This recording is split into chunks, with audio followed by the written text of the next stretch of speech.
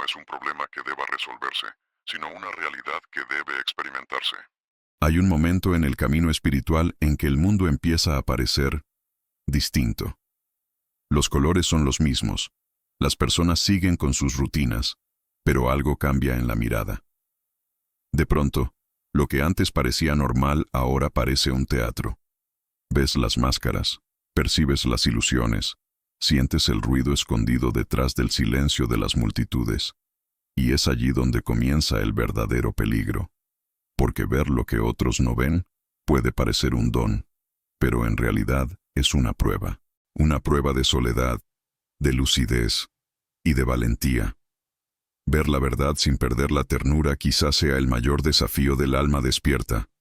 Cuando la conciencia despierta, el mundo no se vuelve más hermoso, se vuelve más nítido. Y la nitidez, a veces, duele. Empiezas a notar la fragilidad de las conversaciones, la superficialidad de los deseos, la repetición automática de frases, opiniones y creencias. Te das cuenta de que la mayoría de las personas no está realmente viva, solo reacciona. Trabajan, compran, se quejan, duermen, y a eso lo llaman vida. Pero quien despierta ya no puede volver a dormir, y eso es lo que más asusta, porque ver la ilusión es perder la capacidad de fingir.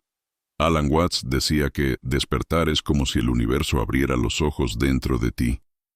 Y cuando esa mirada se abre, lo que ves no es un nuevo mundo. Es el mismo, pero desnudo de sus fantasías. Percibes la prisa de los demás y entiendes que nadie va realmente a ningún lugar.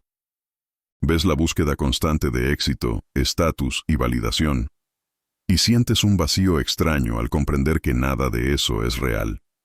Ese vacío es la puerta, pero pocos se atreven a cruzarla, porque cruzar el vacío significa desaprender todo lo que el mundo te enseñó. Significa soltar todo lo que creías ser, y cuando eso ocurre, sientes que pierdes tu identidad.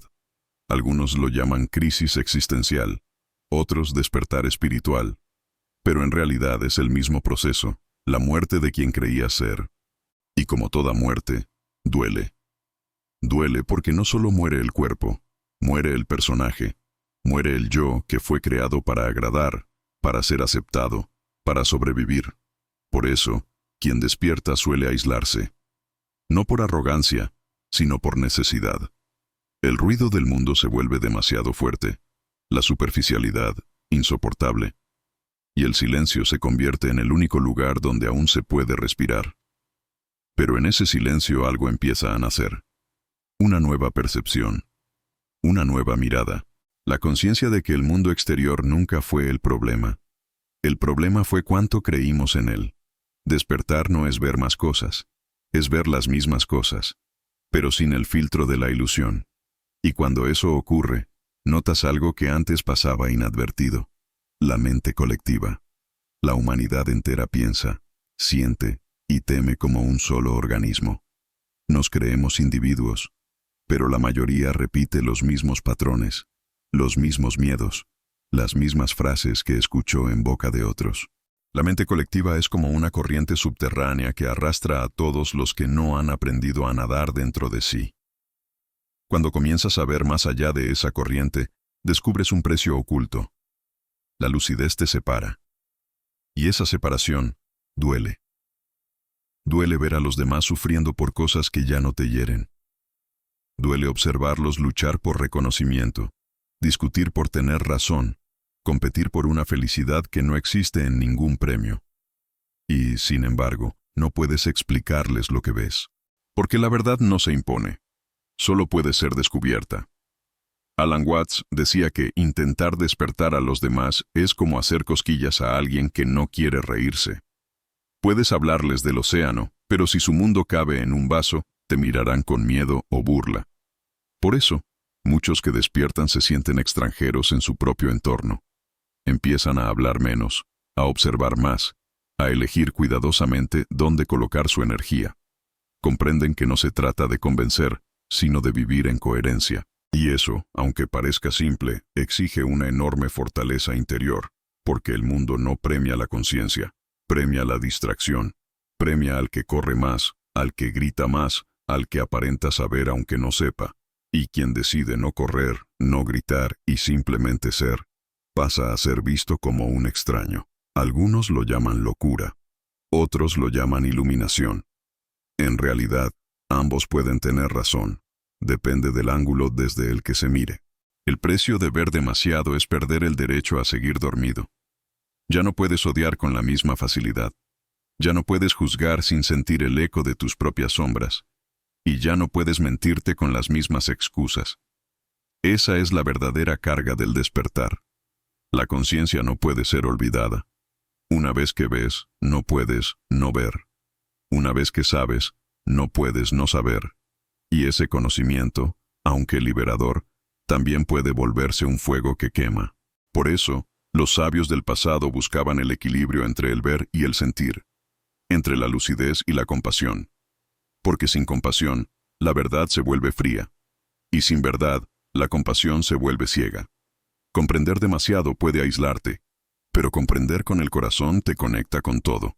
Cuando aprendes a mirar sin juzgar, el mundo deja de ser una amenaza y se convierte en un espejo.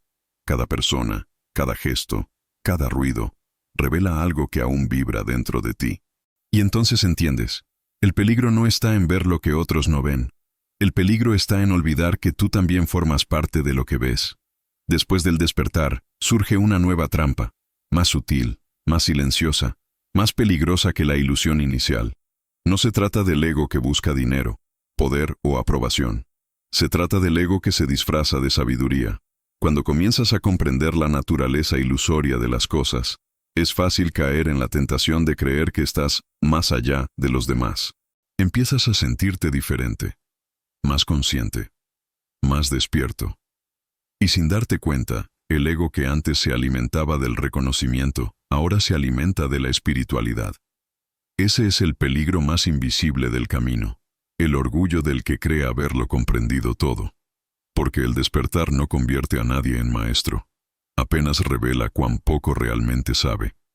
Alan Watts solía decir, la iluminación no es volverse divino, sino volverse humano por completo. Y eso significa reconocer tus sombras con la misma ternura con la que abrazas tu luz. El ego espiritual busca certezas, busca identidad dentro de lo inmutable. Quiere decir, yo soy consciente, yo estoy despierto, yo ya trascendí. Pero la conciencia real no necesita proclamarse, simplemente observa. No grita, no compite, no se defiende. Permanece. Por eso, muchos maestros antiguos preferían el anonimato, porque entendían que cuanto más brilla la sabiduría, más fácilmente el ego intenta apropiársela. Y el ego, como una sombra inteligente, se adapta a cualquier luz. Puede convertir incluso la verdad en un trofeo. Y cuando eso ocurre, el buscador se convierte nuevamente en prisionero. Esta vez, de su propio despertar. Ver no es suficiente. Hay que disolverse en lo que se ve. No hay tú iluminado observando el mundo. Solo hay conciencia contemplándose a sí misma a través de tus ojos.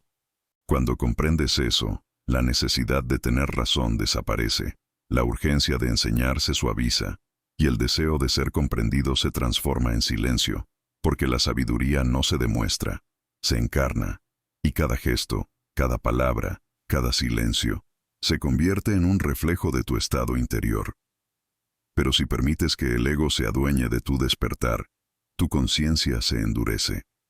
Comienzas a mirar a los demás con distancia, como si no pertenecieras al mismo mundo que ellos.